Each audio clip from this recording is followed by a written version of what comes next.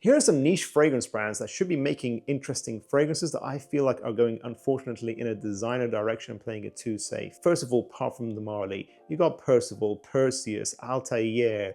They are not as creative as some of the other creations like Carlisle, for example. Even fragrances like Sedley and Grenly are very safe fragrances. If you're paying for these high price tags, I feel like these brands should be offering you something that is very special, creative, different to mainstream fragrances. Next up, you can kind of see them as designer or niche. I would say the private blend lines of Tom Ford.